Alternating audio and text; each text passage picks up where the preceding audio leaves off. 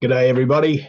Tim Dwyer from South Australia again. And don't you love the background I've got today? Oh, my goodness, how peaceful and quiet would it be out there? Holy smoke, that'd be just beautiful. And it is a long road, and we've all been on a long road. But hey, there could be a turn in the road coming pretty soon, I hope. So I just want to give a very short video. I'm sorry I'm a few days late with this one, but I want to give a very short video so as a build up to the next one coming, which will be just in a couple of days. But I wanted to put this out there. So although it might in the beginning sound a little repetitious, don't worry.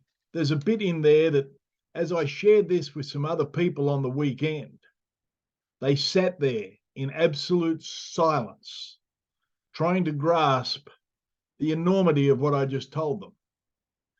And maybe it might have the same effect on you if you grasp what I'm about to tell you.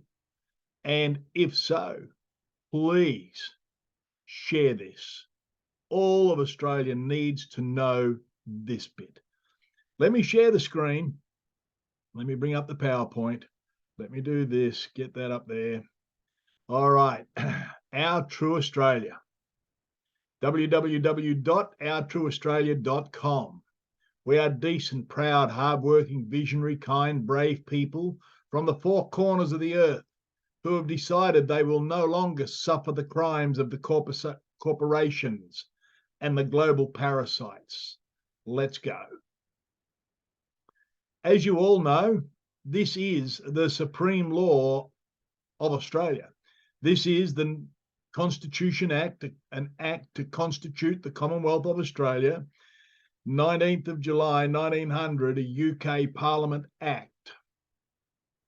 It was enacted here in Australia in January of 1901, and it's what we affectionately call the 1901 Constitution.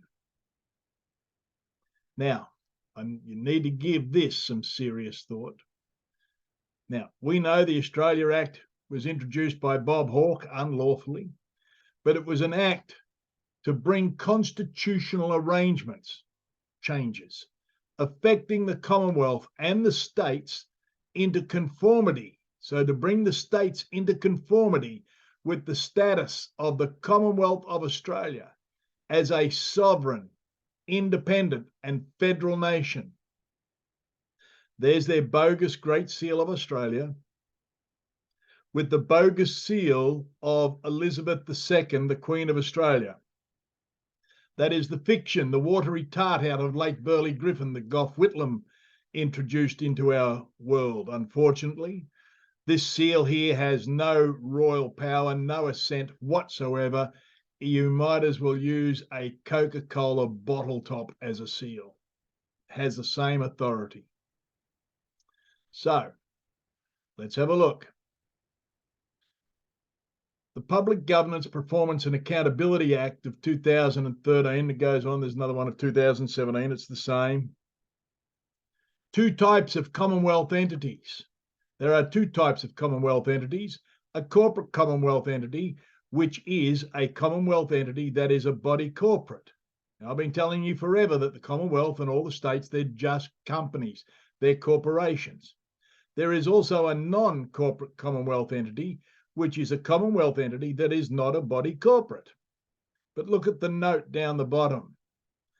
The corporate Commonwealth entities are legally separate from the Commonwealth. Did you hear what I just said? The corporate Commonwealth entities are legally separate from the Commonwealth. Boom. So what they've told us is that the corporate Commonwealth that they all operate under, with all their ABNs, with all their registration in the United States, is not part of our Commonwealth. Do you hear that? I'll leave that there for you just to see if you can get your head around that. Therefore, within the red Quick and Garum book resides the law of Australia. Constitution is within there, and all the explanations of how it works is in that red book. This green book, as I have said many times, is a corporate document of deception, and I've just given you the proof of that corporate document of deception. All contract law is totally reliant on your actual consent. Now, if they are all corporations, as they've just told you in their act, then they need your actual consent. The corporate, federal, and state governments, including local governments, rely on your ignorance of their deception and fraud. They rely on your implied consent. You are permitted to withdraw your implied consent, and there'll be more on that later. It is now time to pick a side. The Australian Commonwealth as proclaimed and gazetted in 1901, or the unlawful corporate Australia as created by political parties. The 1901 Constitution, where the people have absolute, total and uncontrollable authority, and the Parliament is the servant of the people, and the courts are just and honourable. That'd be a change. The political parties, unconstitutional corporate Australian government is not accountable to the people at all. A fraud, a corporate body created by treason and deceit. It's a simple choice.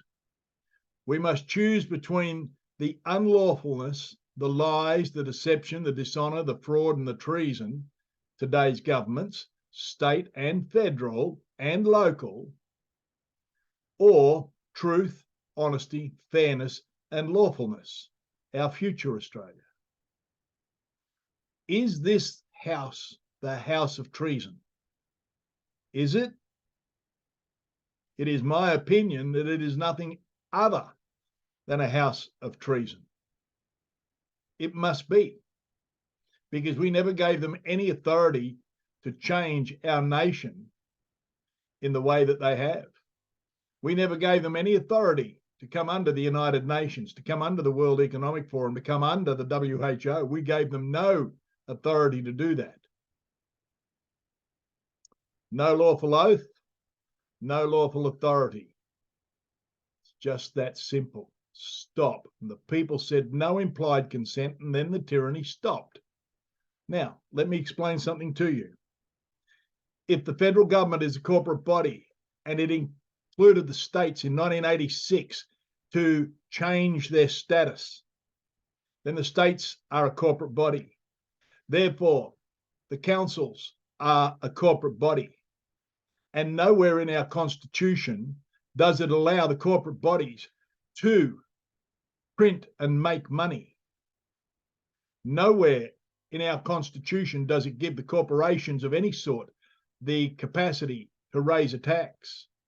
Nowhere in our lawful Constitution does it give the courts the ability to protect the corporations. Nowhere in our Constitution does it say that people have to vote using all capitals in their name. You are not voting for a government. You are creating a joinder between you and a corporation. And that will be the same with the referendum. Ladies and gentlemen, we are going to put the pedal to the metal. Tell you a quick story. When I was a young boy drag racing in the streets, I had a very, very wild little XU1, and it went real quick. I mean, real quick. And every night on a Friday night, we stand around with our bonnets up and telling lies about what our engines could do and how hard it would rev and everything else. But I had a mate put an inscription on the top of my rocker cover, and it said that the bullshit stops when the clutch drops. Well, it's time to drop the clutch, and let's see what this corporation's made of. My name's Tim Dwyer from South Australia. Please watch this again. You will learn an absolute mozza of information in this one short video. Please share this video and stand back. It's going to get hot in the kitchen.